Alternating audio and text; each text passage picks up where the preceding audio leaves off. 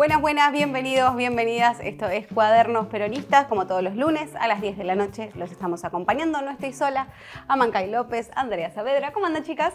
Bien. ¿Cómo Volvimos, abandonamos. Ahora el Sí, equipo completo. Es verdad, hacía como 2 programas que no estábamos. Tercero nos reencontramos. La tercera es la vencida. Acá estamos. Bien. Hasta el final Hasta el estaremos. final. Bien, la verdad es que en esta coyuntura que estamos viviendo Como podemos. bastante agitada, bastante caótica, desordenada, desorganizada, pero por suerte no somos un programa de actualidad, así que podemos ir más o menos eligiendo nuestro propio guión. Aparte, educación, noviembre, ya fin de año, Mal. estamos como... Quemada. Sí. Estamos como el calendario escolar, digamos. No, pero bueno, estamos pensando también cómo ir dándole una vuelta, digamos, a toda la producción que fuimos armando y a la participación colectiva, que también tiene que ver con el objetivo de este aporte a la actualización doctrinaria, como decimos siempre. Y los últimos programas, los últimos espacios que estuvimos reflexionando y también por todo lo que pasó en relación a la defensa de la educación pública, la Universidad de las Artes, y empezar a hacernos preguntas, la participación de Alejandro, Cachagú, el teatro, el arte, la resistencia, ¿no? Toda esta...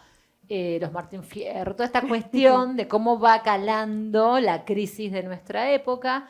Y entonces lo que se nos ocurrió para esta entrega, de alguna forma, tiene que ver con eso, la imagen, la palabra, la construcción de un relato en el peronismo, o el peronismo a través de esas herramientas, ¿no es cierto? Entonces, un poco vamos a estar pensando y recuperando cuál es el valor de la estética peronista, ¿no? ¿O tiene el peronismo una estética o ha tenido diferentes estéticas en sus diferentes Tenemos muy buen momentos? fondo, de hecho, en una clase podríamos hasta retomar los diferentes elementos iconográficos de la misma escenografía en la que estamos acá hablando y que tiene, por ejemplo, Eva TV. Sí, lo que genera, ¿no? Tal vez. Claro. Vas viendo el fondo de cada uno y hay una representación de diferentes momentos de la historia que son interesantes y que ha tenido un trabajo por detrás para que eso suceda. Es que a mí siempre me llamó la atención desde la cuestión del estigma de la militancia, ¿no?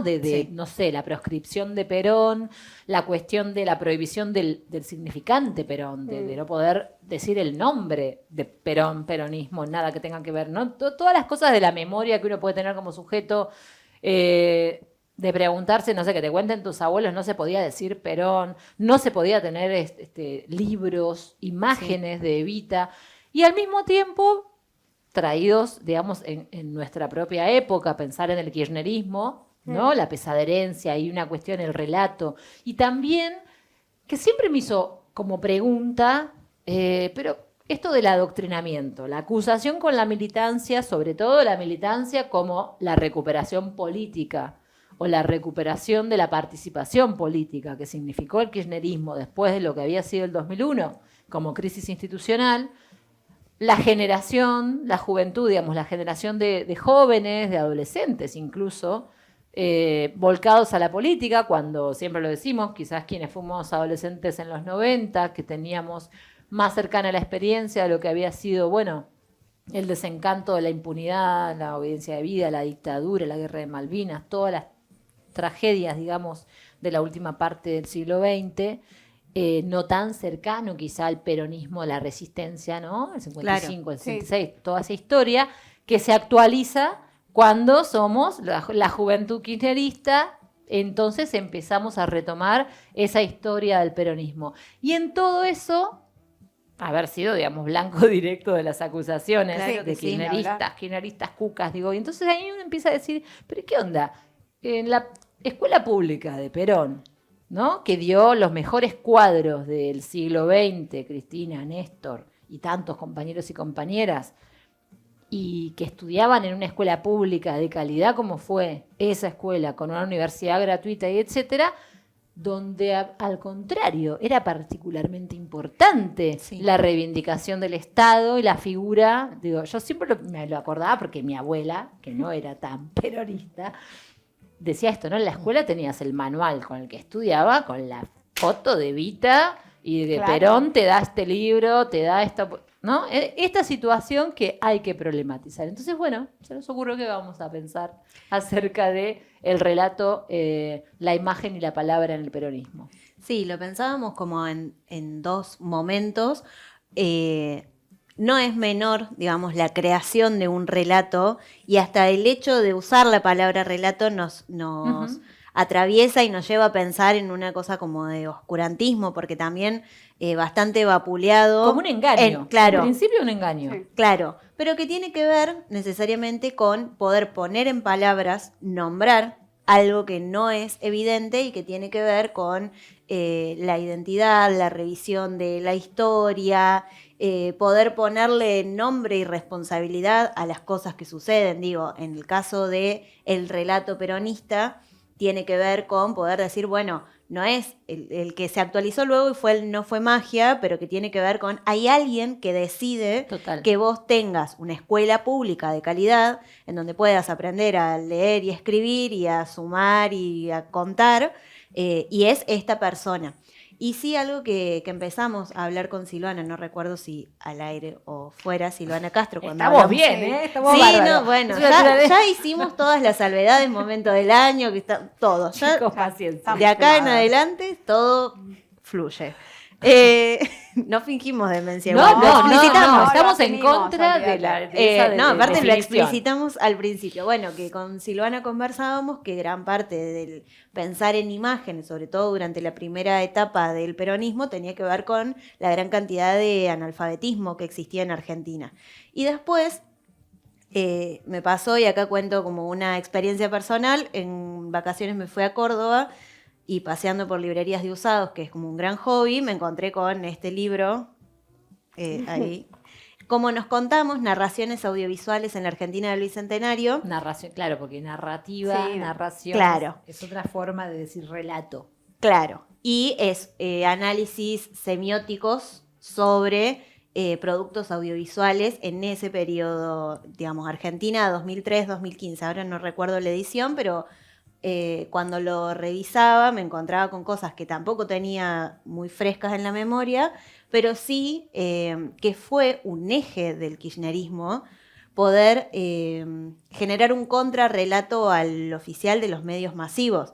Digo, uno piensa en kirchnerismo y piensa en Clarín miente, en la ley de medios, en toda una batalla discursiva. El Clarín miente con el cosito. Sí, me lo recuerdo. Sí. Era una genialidad. O sea, pero cómo se instaló también, claro, que tiene un correlato nada más y nada menos que debe instalar una discusión en la sociedad que es: no hay que creer todo lo que dice la televisión. No es objetivo, no existe la objetividad periodística. Los intereses que claro, tienen y representan las empresas y los medios de comunicación. El pensar quién dice y que eso fuera una conversación que vos podías tener en cualquier ámbito. Vos te subías al taxi, criada en Córdoba, digamos, te subías a escuchar Cadena 3, Radio Mitre, y era, bueno, estoy escuchando eso. ¿Y quién está diciendo esto que dice?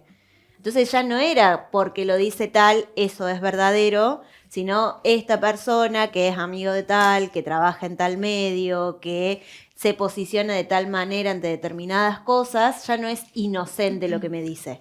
No, y creo que de manera inconsciente, o superconsciente, hablamos de lo de Clarín miente, empezamos, o por lo menos hablo de mi generación, a decir, ¿por qué miente? ¿Quién lo está diciendo? ¿Y cómo? Y mirá, digo, en ese sentido que siempre hablamos de, bueno, no te quedes con esto, por eso el libro, por eso el tacto con el libro, digo, me parece lo mismo en este sentido, de que empezar a ver qué periodista lo decía, con qué fin y a dónde va. Y bueno, era súper importante, sobre todo por esto de kirchnerismo miente o está mal, digo, como en ese sentido. Yo me acuerdo de algo, una práctica periodística, estudié comunicación, 2011 ingresé, lo cuento siempre porque además es un clima de época, 2009-2010 ley de medios, la efervescencia de poner en discusión la producción periodística, la construcción de un relato, de una narrativa sobre lo que sucedía.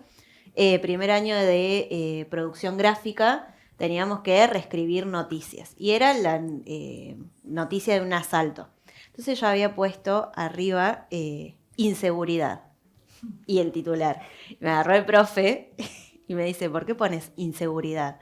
Y porque hablo de un robo. Claro, me dice, pero la inseguridad tiene que ver, digo, como poder devolverme preguntas para eso que yo muy livianamente decía, pero que construía una realidad. que después pasó cuando se empezó a discutir sobre la sensación de inseguridad, que además se ridiculizó. No vamos a decir con quién lo discutimos.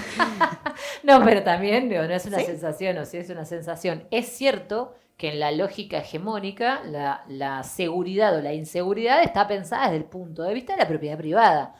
Entonces, estamos hablando de inseguridad cada vez que hablamos de delitos contra la propiedad privada, como si no existieran los delitos contra los derechos humanos, los derechos de las personas. Digo, me siento insegura cuando cuando salgo sin el documento por si me para la policía. Digo, todas esas situaciones. No yo digo, porque también reconozco condiciones de clase, pero hay un montón de pibes que no transitan determinados espacios porque saben que la policía los va a parar, los va a controlar, los va a maltratar. Sí, como si la seguridad social, digamos, ¿no? Del acceso a los derechos básicos de las personas no tuvieran que ver con la seguridad o la inseguridad, ¿no? Y después, ese momento me lo acuerdo así como un momento de quiebre en mi formación, y la otra fue la de ver el documental de La crisis causó 2 nuevas muertes. Ay, sí. Que la verdad que es un clásico, es muy viejo y no por eso deja de funcionar, pero que tiene que ver con eso, la crisis. O sea, nadie disparó a quemarropa a 2 personas que estaban yéndose de una estación de trenes del espacio público. Digo, como todo ese relato que pone en tensión que eso que decimos construye realidad todo el tiempo, y que fue un eje siempre durante el peronismo, además de hacer cosas. Digo, mejor que decir es hacer, mejor que hacer es realizar, pero que también tiene que ver con poder dar lo que hoy el gobierno de Milei trata como la batalla cultural. Tiene que ver con eso, con qué sentidos están circulando públicamente y qué decimos y cómo nos sentimos a partir de eso que narramos. Yo me siento inseguro, no. Sí, hoy me siento insegura, pero porque tiene que ver con la incertidumbre de no saber cuánto me va a venir el mes que viene de luz, cuánto me va a aumentar el alquiler, cuánto voy a cobrar, si voy a seguir teniendo trabajo, si no se va a ir toda la mierda. Digo, esa incertidumbre también me genera inseguridad, y no tiene que ver solamente con que me arrebaten el celular o con que entren a mi casa los delitos contra la propiedad privada. De hecho, es una discusión que no está saldada, ¿no? Porque ha habido en un momento como una cierta, no sé, como un posicionamiento, mismo desde la hegemonía, digamos, cuando estuvimos en el gobierno en la década ganada, que también es una marca, ¿no? Del kirchnerismo, medio de asumir, bueno, pero no es nuestro ámbito los medios, nosotros no somos buenos en los medios, no lo sabemos manejar, la lógica mediática, las redes, no sé qué, entonces nuestro lugar es la calle, porque el peronismo, la cosa popular, la práctica militante. Yo creo que también ahora estamos entendiendo que hay algo de esa comunicación, o sea, digo que no está saldada porque tampoco, no tengo ni idea, digamos, de cómo vamos a hacer, pero que está claro que es necesario, que es un ámbito en el que se socializan también nuevas generaciones y que hay que caracterizar e interpretar qué significa eso y cómo nos vamos a hablar y en qué lenguajes. Y entonces, de qué manera llegarle. En ese sentido hasta podríamos seguir una definición más filosófica, si quieren, siempre apelando a la imagen como tal.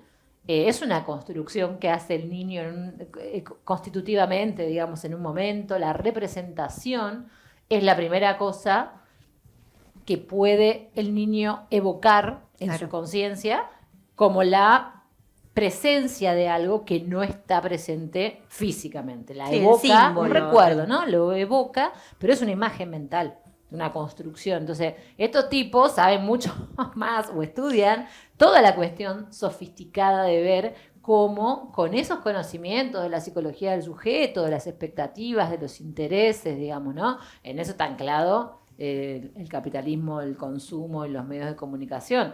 La cuestión nuestra, digamos, en esta etapa quizás, es bueno, de alguna forma creo que no intuitivamente, pero en cada etapa de reconstrucción tenemos que apelar a esa construcción de la épica, ¿no? De la estética de un momento. Recién cuando hablabas me acordaba, del kirchnerismo, digamos, en las organizaciones, el movimiento Evita, la Campo, la Colina, cada organización en función del sector quizás que representa, los sindicatos, que yo le digo estética, por ahí tiene otro nombre, pero digo, qué uno visualiza y rápidamente hay La imágenes que representación, vienen. tal vez. Me empezaba a reír porque yo tenía un chiste en la militancia universitaria que era, identificabas rápidamente al militante de la cámpora porque siempre salía sonriente en las fotos y era como muy, el amor vencía al odio, toda esa cuestión más alegría, y el militante del Levita por ahí era más solemne. Era como más o triste o más como de situaciones que era como un contraste de la composición militante, pero también de en qué sectores tal vez tenía más anclaje territorial. Pero evidentemente sí tiene que ver, por ahí pienso que vos lo planteás como que la derecha lo tiene más sofisticado porque lo tiene más estudiado. Yo a veces creo que responde más a una cuestión de una pulsión más emocional y nosotros a veces intentamos racionalizarlo. Sí, igual Sí, pero creo que hay como una facilidad también. A la Sí, intervención. no, y tiene que ver con que tienen los medios de comunicación, Claro. digamos, que nosotros estamos todo el tiempo pensando cómo instalamos un tema y de pronto vos tenés 24 horas una programación de un noticiero que te está limando. Bueno, por eso se vuelve tan central entonces actualizar, digamos, algunas discusiones. Por ejemplo, es algo para poner sobre la mesa, pero nos comimos una curva de el adoctrinamiento en las escuelas, no hablemos de política, no hablemos de la presidenta, bueno, la presidenta de la investidura institucional más importante de un país, ¿no? Y algo de eso sí coló, porque si vos decís el sector privado o la oligarquía o como querramos plantear, Sí. tiene la hegemonía de los medios de comunicación, con lo cual, ¿se acuerdan de la Nata Bueno cuando decía, Sí, este medio sí, maneja tus... sí. Bueno, De esa página situación 12. que se transparentó en ese momento, digo, si ese sector tiene la hegemonía de los medios de comunicación, la hegemonía que tiene un gobierno es el Estado, y entonces cómo a Claro. través de la red institucional que son el hospital, la escuela, fundamentalmente el ámbito donde se socializa por obligatoriedad de la sala de 3 a la terminalidad educativa, como decía Juan Altamirano, es el ámbito donde tenemos que construir la ciudadanía, la democracia. ¿Cómo? Bueno, ¿por qué no con toda la iconografía y representación de la política y de la política partidaria? Por supuesto que no estoy diciendo la bajada de línea doctrinaria, que eso sería quizás, es como que nos hicimos cargo de una acusación, ¿no? Sí. Muy rápidamente y empezó a generalizarse un prurito en la red institucional del Estado en relación a hablar de la política y de la política de partidos políticos, que es la forma como nuestra república y volvemos como al representativa y federal se organiza. Sí, y volvemos, digo, en esto de la doctrina, volvemos al sello de Evita, por ejemplo, y sin pensar de lo que trata el libro, digo, simplemente representa el momento en el que se entregó y la importancia que le dieron, pero no significa que lo que diga tenga que ver o no, digo, es aprender, es... De hecho, ahora no voy a recordar qué intendente es, pero que hizo campaña, un pibe relativamente joven, digamos, no, es joven para la función pública. No, sí, pero que viene como que la firma, o sea, que todos los actos públicos no van con firma gubernamental. Porque él no es, digamos, que no viene a hacer política, no sé, esto, como se sobregiró. Sí, una demagogia también. Y vos decís, ¿cómo que no? Si yo lo estoy haciendo, si yo estoy a cargo de la administración, yo rindo cuentas de lo que estoy haciendo para lo que la gente me eligió a partir de poner el sello, es poner la firma. Lo que pasa es que es interesantísima la discusión, porque también es sobre errores propios, digo propios porque aceptemos que el movimiento peronista así es muy amplio. Digo, no sé, ustedes son jóvenes, pero las zapatillas de Rucauf eran zapatillas entregadas por el Estado nacional, provincial del gobernador, firmadas. O sea, vos te ponías una zapatilla que tenía daba el la autógrafo. provincia porque no accedía a zapatillas y estaban firmadas con el nombre del gobernador. Digo, también es cierto que hay una obscenidad y que el clientelismo es una práctica de la política, ¿no? Si no, no tendríamos lo que definió Cristina como insatisfacción democrática. Es decir, que hay algo de esta cuestión de utilizar el ejercicio legítimo, legal de la política institucional desde el Estado a fines, digamos, personales o para hacer esta demagogia, ¿no? También, que no, yo no hago política, entonces me diferencio del que firma la zapatilla, pero en definitiva también es un uso de la política para distinguir lo personal por sobre lo colectivo. Bueno, un poco en todas esas discusiones nos interesa. Vamos en torno a eso va a girar el programa. Sí, y yo les traía 2 propuestas de análisis en lo discursivo. Yo estoy en modo clase. Sí, sí. O sea, hay días porque que también es una época de parciales. Sí, al final sí. nos mimetizamos con seguramente la gente que mira el programa está en la misma situación. Yo, bueno, vengo de eso, que estuve leyendo, que estudié, que todo. Entonces... No, pero por eso una dinámica, digamos. Sí, vamos a hacer vamos una a dinámica. jugar. Dale. Bueno, no, tampoco tanto. Pero, ¿se acuerdan ustedes que estaban haciendo en el 2010? Sí. Sí. Yo me acuerdo, yo tengo un tema con la fecha. Sí. Igual justo estaba embarazada en el 2010, Claro, entonces claro, como te la lleva. año... ¿Vos, Juli? Sí, creo que sí. Estaba laburando, estudiando. Pero sí. estabas en el secundario, en la... No, ya estaba en la facultad. Ya estaba estabas. estudiando comunicación social que luego dejé. Bien. Pero en ese momento estudiaba. En el 2010 se realizaron los festejos por el Bicentenario. Y en ese contexto hay un relato que no recuperamos, pero que vamos a intentar armar. montar, sí. Creo que es Máximo que cuenta una conversación, Máximo Néstor Cristina con mucha anticipación. Muy Ella- decidida, muy decidida. Ella como ya siempre. se imaginaba la situación, festejos del Bicentenario como un momento canónico en la historia argentina, y ella imaginaba el desfile. Desfile que finalmente sucedió en mayo del 2010 en Capital Federal. Fue un acto en la 9 de julio que duró aproximadamente 3 horas, en el que hubo, se calculan 3 millones de personas en la calle celebrando a la patria. Ujú. Y lo traíamos principalmente por lo que significó en la Con agenda. Macri gobernando la ciudad de Buenos Claro. Aires. Claro. Bueno, que esa era la otra. Creo que en el relato que cuentan en esa entrevista es todo lo que iba a significar coparle. La 9 de Sí, julio, claro. chicos. Sí. Si les parece, vemos un Dale, poco de lo que vemos sucedía y seguimos allí en el contando. Bicentenario. Lo vemos.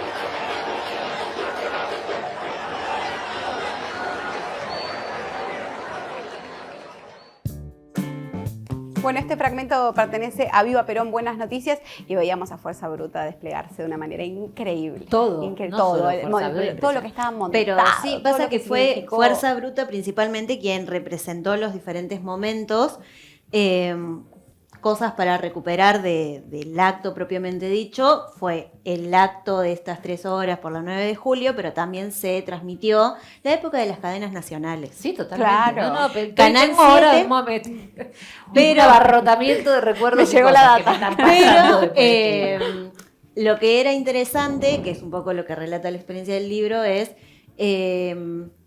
vos, si estabas ahí, estabas viviendo, digo, el momento en el que prenden fuego la Constitución Nacional para representar las dictaduras y golpes de Estado. Por lo que van relatando en Canal 7, porque hay dos, está todo guionado el acto, y van diciendo, bueno, y lo que se empieza a sentir en el aire, el olfato, el clima enrarecido, digo, ya se empezaba a sentir el combustible para el momento en el que se prendiera fuego la Constitución Nacional. Todo eso iba creando, digo, el clima de la gente que estaba ahí, y quien lo iba siguiendo completaba la información que faltaba con el relato de la voz en off de la reproducción de Canal 7. Eso por un lado, pero por otro lo que me interesaba de este momento, de este acto en particular, tiene que ver con a quienes sí nombra y a quienes recupera la historia en el relato a quien selecciona en el relato del acto del Bicentenario. Entonces, yo no lo tenía tan presente, por eso los voy a leer. Los pueblos originarios, la Argentina como una mujer que celebra el ritmo de la democracia, que es esta que va volando. Que hay 2,5 millones de videos Sí. de esa república. El éxodo jujeño, el cruce de los Andes, la vuelta de obligado, el folclore, los inmigrantes, el tango, movimientos políticos y sociales, la industria nacional, democracia y golpes de Estado, derechos humanos, madres de Plaza de Mayo, Malvinas, el festejo del regreso a la democracia, la crisis económica, Latinoamérica, el presente y el futuro y el rock nacional. Qué bárbaro, ¿no? Porque eso es aparte, justamente, la soberanía política. Sí.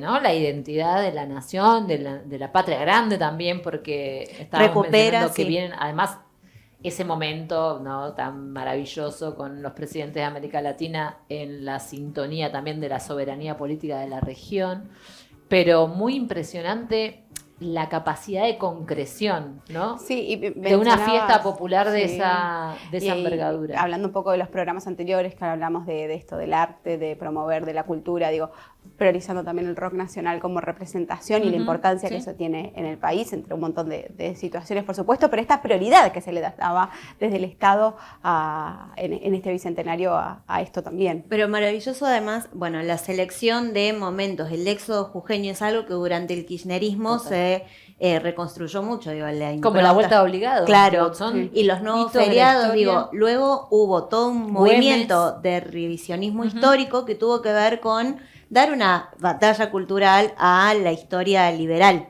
digamos, a los hitos de, en la escuela vos ibas y aprendías que en la Revolución de Mayo eran 5 personas vestidas de negro, de traje, la coreografía oficial. Rockeando ahí, y decimos, no queremos depender más de España. Era como toda esa representación. Y luego vino, por ejemplo, el cambio de el 12 de octubre como Día de la Raza, por el Día por el Respeto a la Diversidad Cultural. Todas esas pequeñas batallas, que no fueron tan pequeñas, pero que sí significaron, tal vez para alguien que no venía problematizándolo como da lo mismo, pero que significan un cambio de época en la forma en la que uno mira las situaciones, mira la historia, mira su propia construcción cultural. Sobre todo pensando, porque recién cuando vean, no podía dejar de asociar, pensando en, eso fue el 2010, que hacía 10 o 9 años estábamos, digo, a mí ese contraste me parece tan impresionante, estábamos en un país devastado, hundido, anímicamente, digamos, desmoralizado, completamente empobrecido, ¿no? Uno se imagina, vos no sé si mencionaste recién, no, un documental, Memorias de Saqueo. Hay también piezas documentales que muestran como todo eso. Me acuerdo las películas de esa época en relación al cierre de los trenes, las privatizaciones, ¿no? Todas esas producciones cinematográficas argentinas que podemos ver la transformación de lo que fueron los pueblos o los lugares del interior donde, qué sucedió después del neoliberalismo. Entonces, es decir, todo eso que terminó en el 2001 como terminó, la recuperación de un proyecto nacional y popular, la reconstrucción, el pago de la deuda, y en el 2010 estar festejando los 200 años de la patria con una jornada de estas características y reivindicando el festejo popular más grande realizado en Argentina. Digo, esa cantidad de gente en la calle solo se igualó con los 5 millones cuando Argentina ganó la tercera copa, digamos. Pensemos como en niveles de festejos populares. En este caso, como con un contenido específico planificado para eso.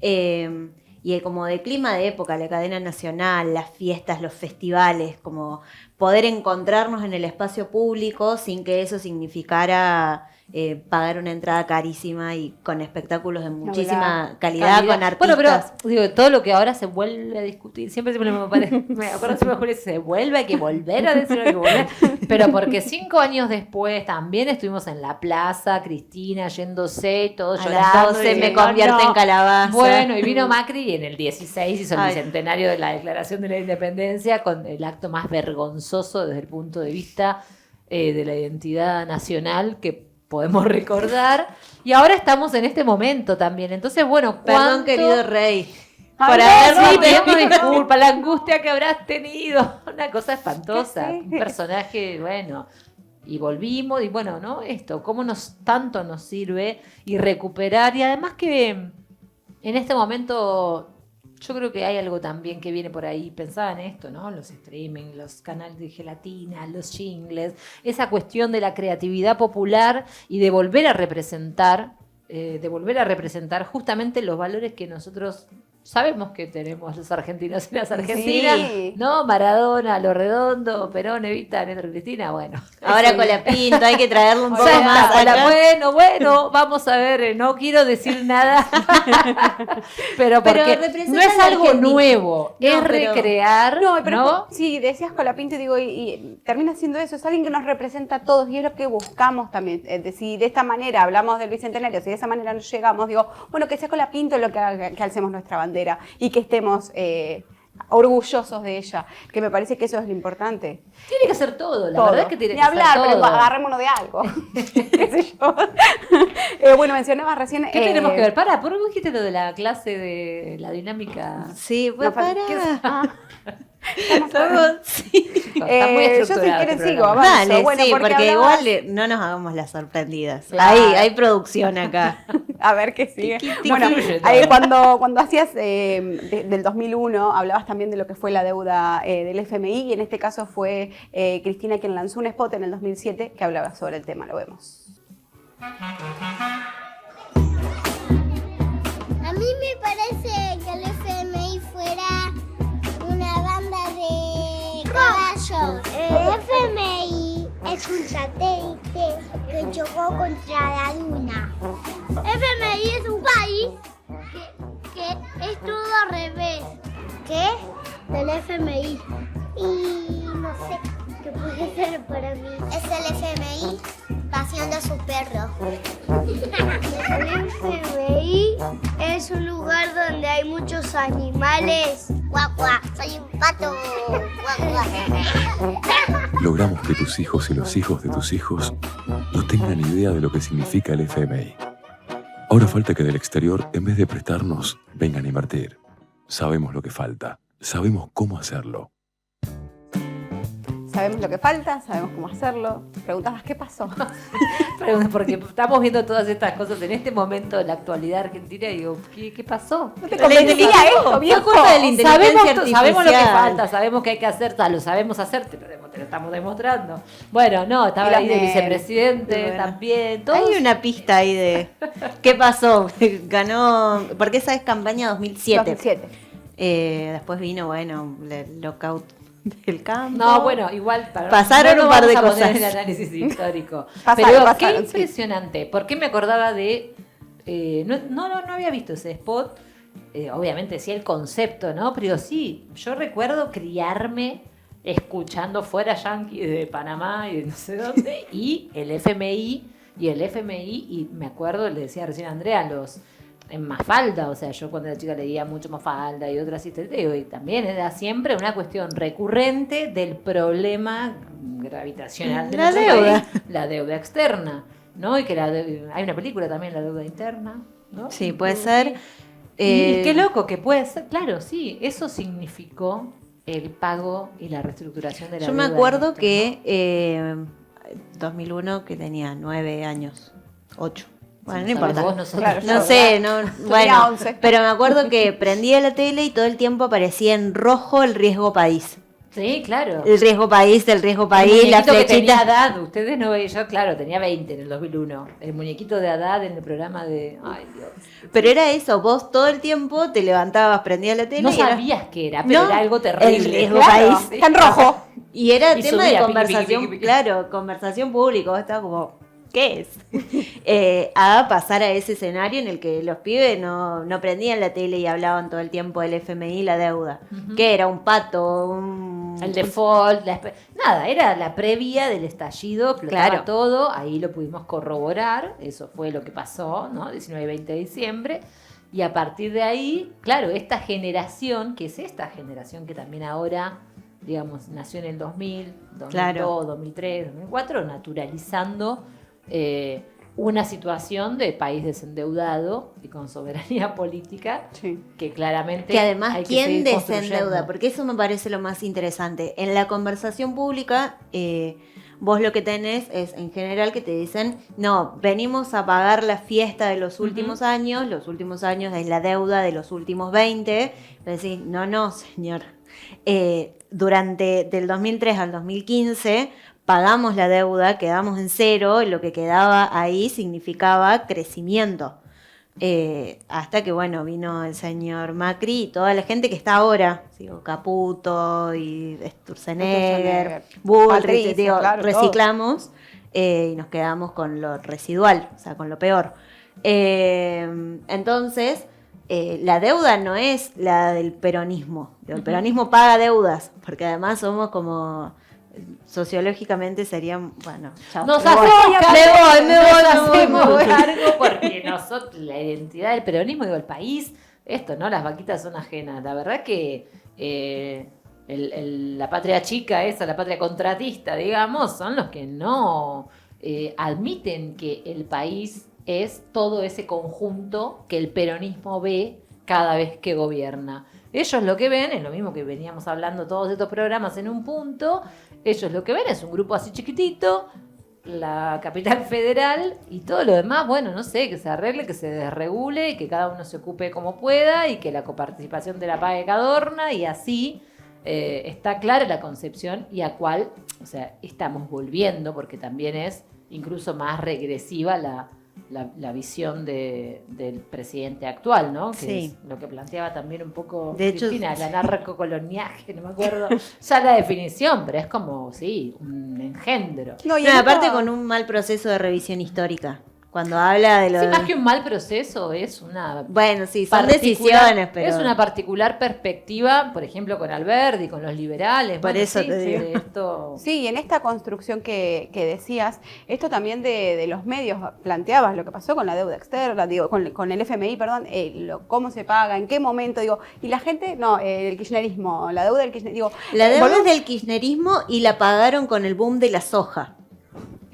Porque la otra es esa, en la cuestión, digamos... pero volvemos también en- a los medios y El campo la Por pagó, eso, esos no son los alguien que... relatos. Claro, pero es el boom de la soja. No, la verdad que es alguien que administró y dijo, parte de los dólares que ingresen por la exportación de granos de un cereal que está siendo muy requerido internacionalmente porque generamos vínculos con otros países y nuevos mercados y demás, va a ser que parte de esa plata sea para pagar la deuda. Que es la discusión que tuvimos con el crecimiento que hubo durante el gobierno de Alberto y que no se administrara para poder pagar parte de la deuda o qué decisiones íbamos a Claro. tomar, que tienen que ver con decisiones administrativas del Estado, pero que también tiene que ver con cómo explicamos eso para que cuando alguien te diga pagamos la deuda externa, no digan fue por el boom de la soja, sino porque hubo un presidente, hubo una presidenta que pagaron los intereses, que decidieron pagar toda la deuda y poder decir a partir de ahí nosotros como Estado soberano tomamos las decisiones y administramos al Estado para la gente y no para un grupo de sabandijas que vienen a robarnos y a chuparnos la sangre. y que los viste y ahora los elegiste de nuevo. O sea, eso es lo Sí. peor también, que vuelven.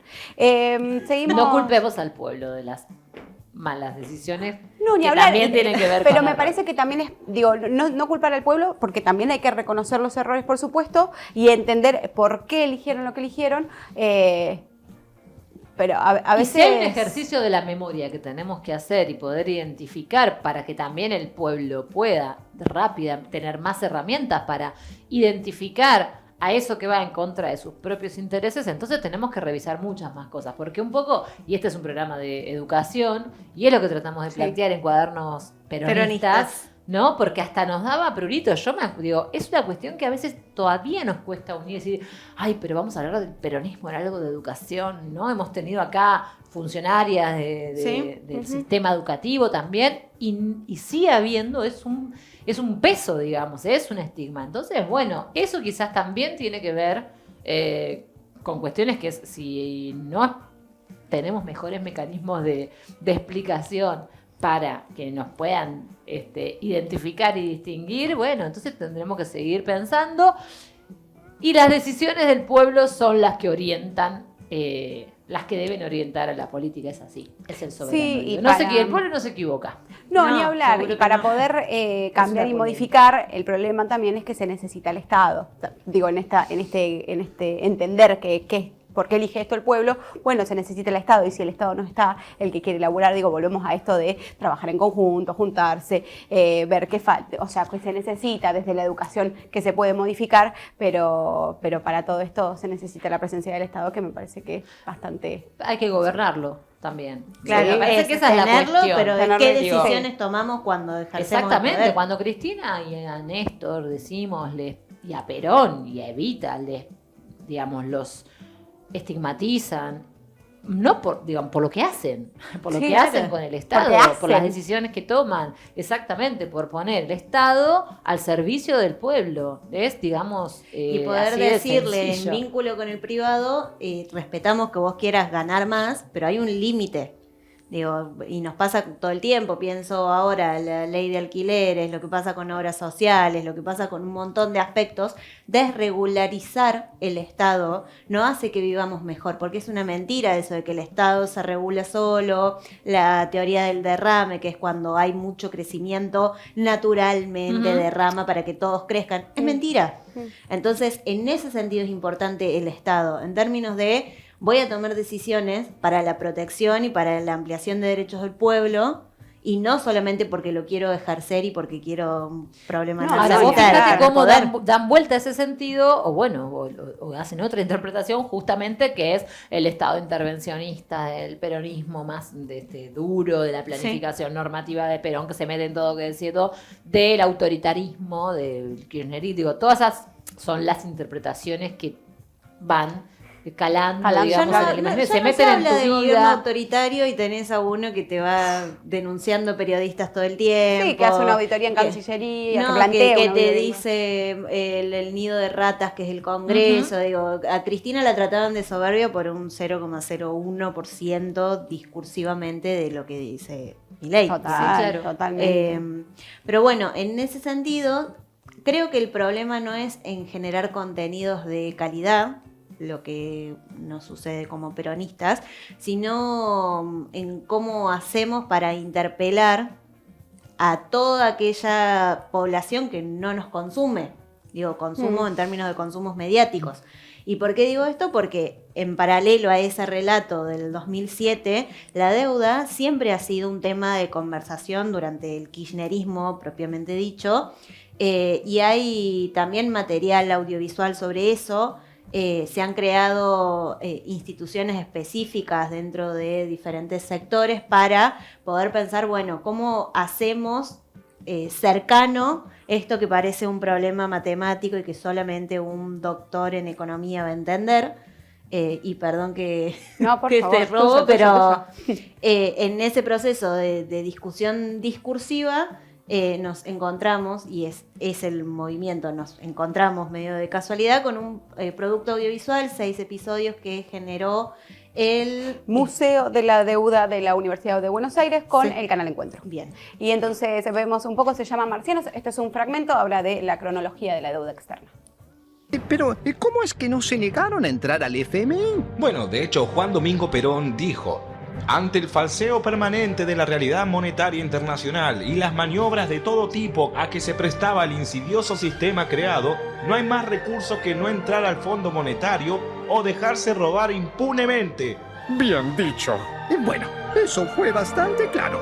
Supongo que bastó para... Perón fue derrocado en 1955 por un golpe militar. y Argentina entró al Fondo Monetario Internacional en 1956. A partir de 1955, los sectores dominantes ligados al capital extranjero recuperan el poder y la Argentina comienza a endeudarse nuevamente. ¿Y qué pasó con la deuda? Bueno, lógicamente, empieza a aumentar lentamente, aunque durante la presidencia de Arturo Illia se puede ver una cierta reducción de algo más de 340 millones de dólares. ¿Empezó a bajar nuevamente? Sí, pero no dura nada, porque Arturo Illia es derrocado por los militares el 28 de julio de 1966. ¿Y la deuda? La deuda argentina en 1966 era de 3.276 millones de dólares, siguiendo 1967 con 3.240 millones. En 1968 llega a 3.969, para pasar a 1970 a 4.800, siguiendo 1971 y 1972 con 6.082 millones de dólares. Y más tarde, en 1973, llega a 6.300 y a 8.000 millones en 1974 y se incrementa a 9.100 millones en 1975. De todos modos, durante ese periodo, la deuda no fue significativa con respecto al porcentaje de Producto Bruto Interno que representaba. Las crisis de deuda se generan cuando el peso de la deuda sobre el Producto Bruto Interno se hace insostenible, como ocurriría en años posteriores. ¿Y después siguió aumentando? Sí, pero muchísimo más rápido. Para tener una idea de la velocidad de crecimiento de la deuda, en 1975 era de 7.800 millones, en 1982 45.000 millones, en 1990 de 60.000 millones y en 1999 123.000 millones de dólares. Pero, ¿cómo pudo haber crecido tanto en tan poco tiempo? ¿Cómo lo permitieron? Bueno, eso realmente tiene que ver con dos vertientes políticas diferentes. La primera fue la acción del sistema financiero internacional y la segunda vertiente fueron las políticas económicas argentinas que respondieron a las necesidades del establishment. ¿El qué? El establishment es el grupo social que ejerce autoridad y que generalmente resiste a los cambios. Es un grupo exclusivo de gente poderosa que dirige un gobierno o sociedad por medio de acuerdos y decisiones privadas. Digamos que el padre y la madre de la deuda son el establishment internacional y el local.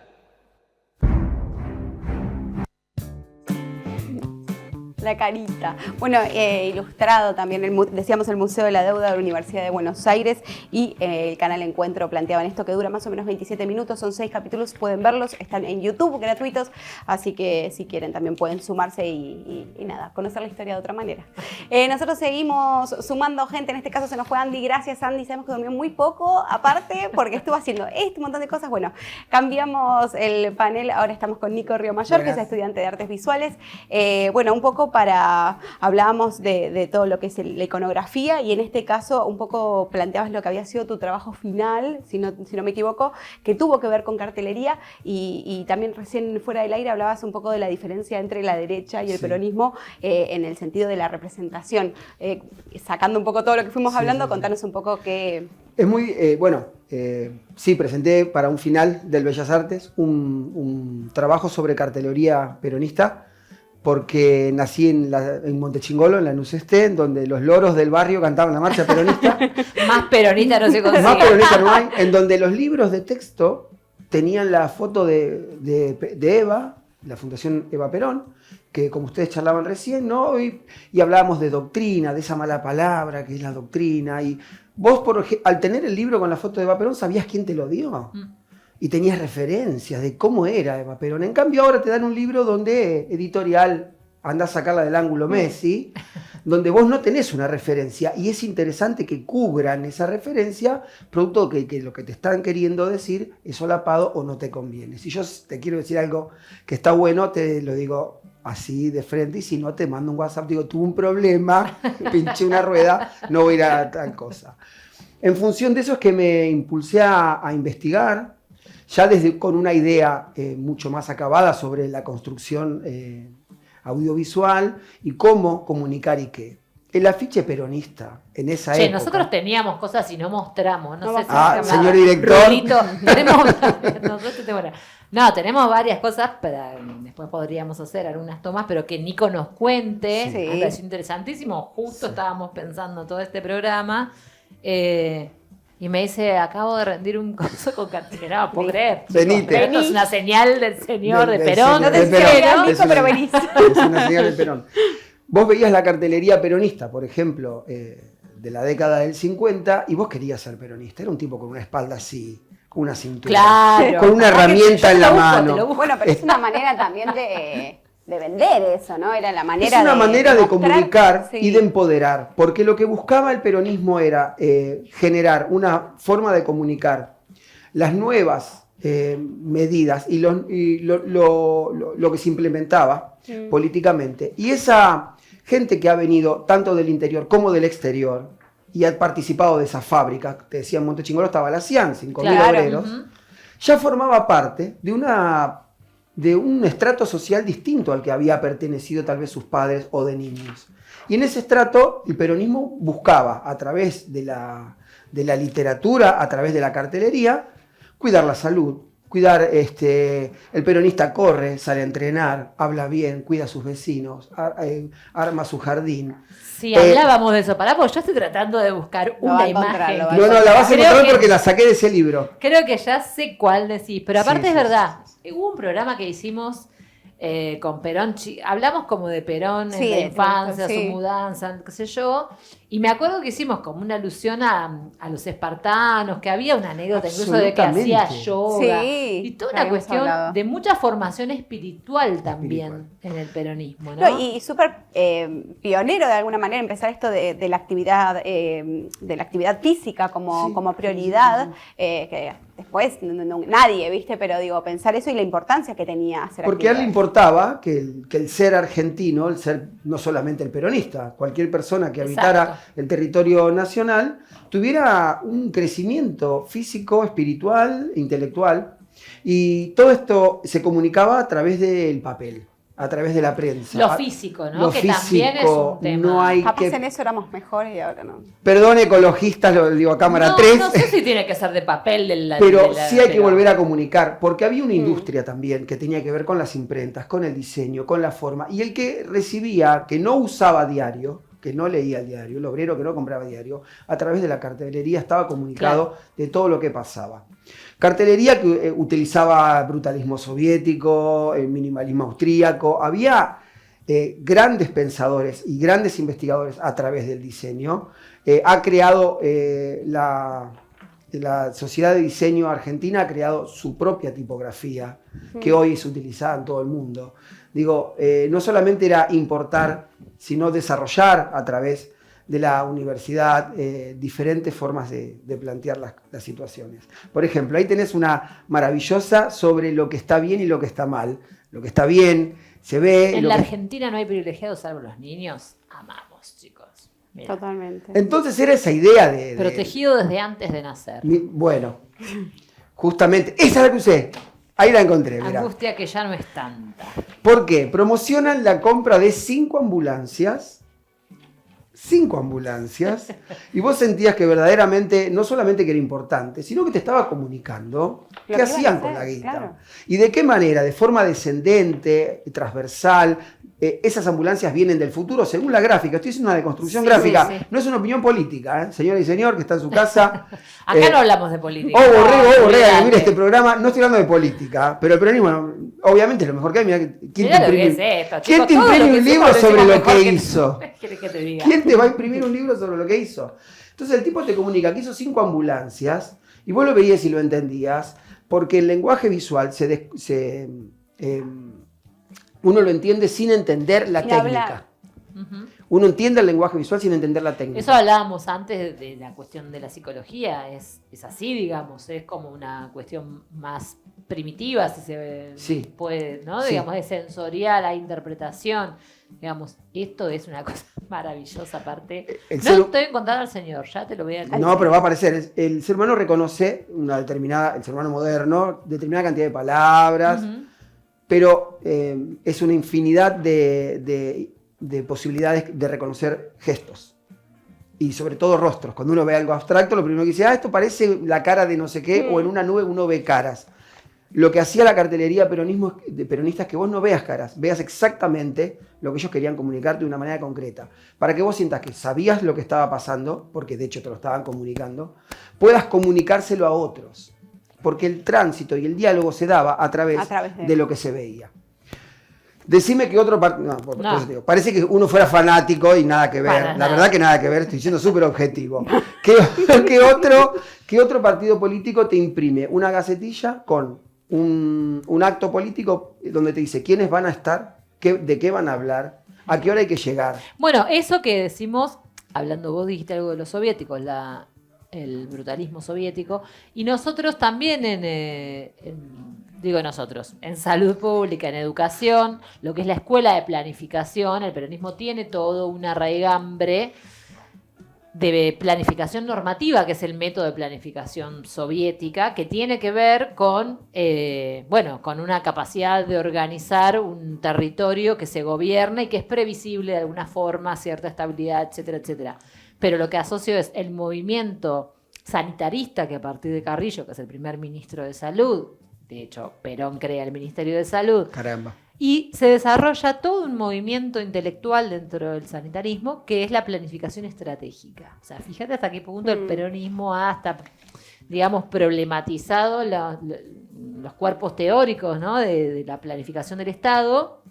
De hecho, hay desarrollos de Carlos Matus, que es fue también funcionario del gobierno de Allende, digamos, en Brasil. Lo que inició Carrillo fue continuado por otros, Mario Testa, que hace poco falleció, que también es un sanitarista muy importante, y todo este movimiento que hoy tenemos, por ejemplo, en la provincia de Buenos Aires, con el Ministerio de Salud de Nicolás Kreplak, lo hemos mencionado en el programa de salud mental. Digo, hago este recorrido porque también es un poco decir, todo tiene que ver con todo. Sí. Por eso el peronismo es una doctrina que es vigente, que es un sentimiento y que tiene que ver con la felicidad del pueblo, y por eso no es casual, digo, no es que Perón hacía yoga porque era un adelantado del yoga, sino porque hay una concepción humanista de la política, ¿no? Para decir, si nosotros comulgamos con la felicidad del pueblo y somos todos iguales, lo que queremos es que todos y todas se desarrollen de la mejor manera posible. Déjame que te haga un comentario al respecto. El hospital,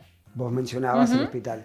La imagen de la enfermera pidiendo silencio en el hospital. Ese es un icono gráfico y visual de esa época, a punto tal que mi madre, cuando me llevaba al hospital a mí de pequeño, a las enfermeras le hablaba en voz baja. Mira. Porque había una que hacía... Y vos la veías pasar y hacía silencio. Ese es el poder de la comunicación. ¿A qué voy con toda esta idea, amigas y amigos que están del otro lado, y amigues? A través de la imagen uno puede no solo comunicar, sino también manipular, porque nuestro cerebro ve y entiende las cosas de una determinada manera. Si nosotros conocemos esos métodos, no va a ser tan fácil que nos manipulen. Si nosotros no los conocemos, eso ingresa de una manera muy particular. No es casualidad que el color de la boleta de esta gente que ustedes nombraron antes, que yo no pienso mencionar, era violeta, y el nuestro era azul. El rojo es rojo, y el rojo va a ser siempre rojo, es inamovible. Digo, todas esas construcciones no son casualidad. Y no son inocentes, están pensadas y están diagramadas. Decir que tal cosa es doctrina es una doctrina en sí misma. Una de las peores posturas políticas es la no postura. El yo no soy un ser político es la peor postura política. Y entenderlo desde ese lugar es crucial. Todo esto surge en función de que la educación visual también es importante. Y es importantísima que la tengamos en cuenta. Hoy todo es visual. Hoy vemos el celular, vemos todo el tiempo información, redes, formas, el otro día le preguntaba a publicidades. Nico cuando...